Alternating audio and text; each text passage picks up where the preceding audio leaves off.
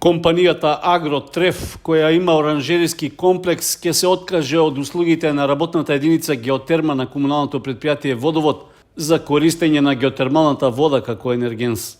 Од раководството на фирмата истакнуваат дека ниту коригираната цена што ја понудиле од комуналното предпријатие не е прифатлива и економски исплатлива за затоплување на стаклениците. Во писменото известување до јавноста од Агротреф наведуваат дека по состаноците што се одржале на 4 и 7 октомври со генералниот и финансискиот директор на комуналното предпријатие Водовод, а на кои се разговарало за новата цена на геотермалната вода, не успеале да дојдат до заеднички договорена цена што би била прифатлива за двете страни. Цената што ја понудиле од страна на комуналното предпријатие Водовод стои во известувањето е далеку од реалната. Првично понудената цена од 75,61 денар за кубен метар била намалена на 66,8 денари за кубен метар топла вода. При тоа на вториот состанок од комуналното предпријатие Водовод ги известиле дека тие треба да преминат на регулиран пазар за набавка на електрична енергија, што било оправдување како главен трошок и причина за зголемување на цената на геотермалната вода. Од Агротреф истакнуваат дека не се во можност да ја користат геотермалната вода според ново понудената цена.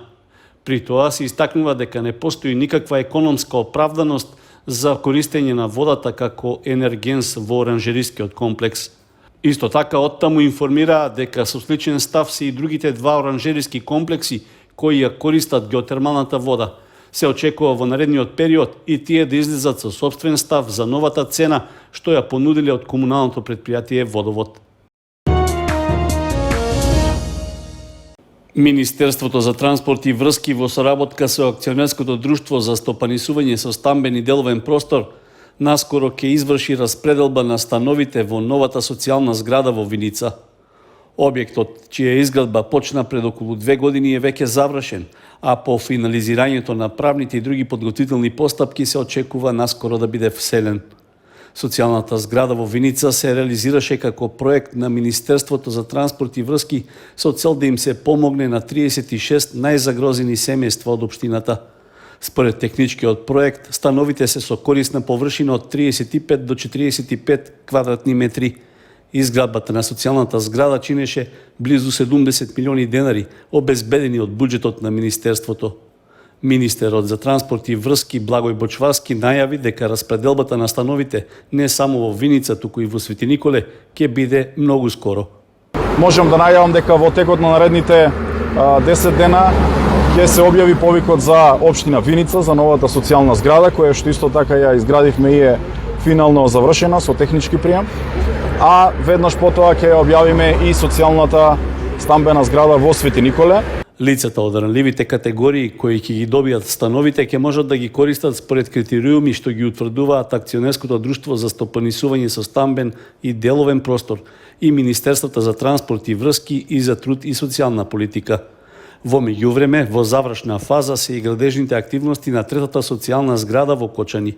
Објектот вреден 60 милиони денари е лоциран во населбата Драчевик, непосредно до претходните две згради и располага со 34 стамбени единици.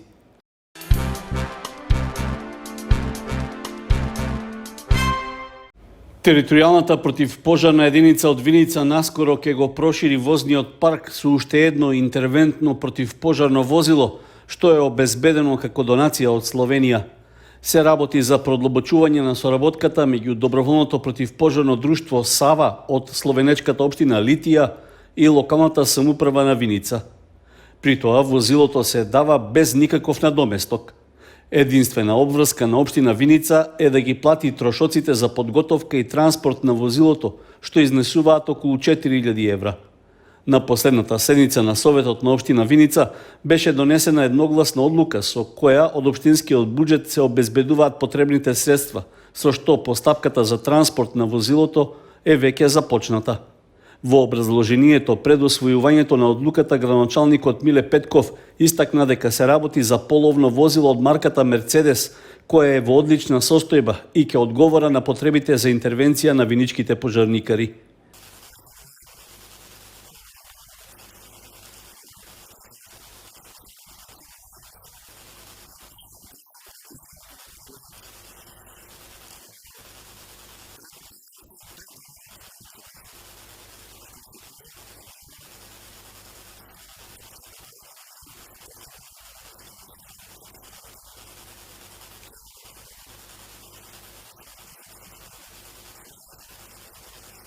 Со оглед што активностите за транспорт на возилото се во тек, се очекува во територијалната противпожарна единица во Виница тоа да пристигне за 10 дена. Градоначалникот Петков додаде дека општината е во преговори за обезбедување на уште една донација од Словенија, при што пожарникарите ќе треба да добијат 2 навални возила, односно камион-цистерни. Локалната самоуправа на Кочани бара фирма која ќе постапува за отстранување на бесправно изградените објекти или делови од нив. Постапката е почната со објавување на јавниот повик за тендерот, а според пресметките за оваа намена се планира да се потрошат над 330.000 денари. Парите се обезбедени од општинскиот буџет, а со нив ќе се плаќа за извршување на услугата за период од 12 месеци, односно до крајот на идната година. Според техничката документација во јавниот повик од давателот на услугата се бара да располага со соодветен број работници и градежна механизација со која ќе може да ги отстранува диво изградените објекти. Рокот за извршување на услугата треба да биде максимум за 3 дена од добивањето и известување од општина Кочани. При тоа давателот треба да изготви елаборат за начинот на отстранување на објектите, а доколку предизвика штета на трети лица, самиот ќе ги сноси трошоците за обештетување. Рокот за пријавување на заинтересираните фирми по повикот е до 21 октомври. Јавниот повик за избор на фирма која ќе ги отстранува дивоградбите, општина Кочани го објавува повтор пат. Причина за тоа е што на првиот повик пред 1 месец не била добиена ниту една прифатлива понуда.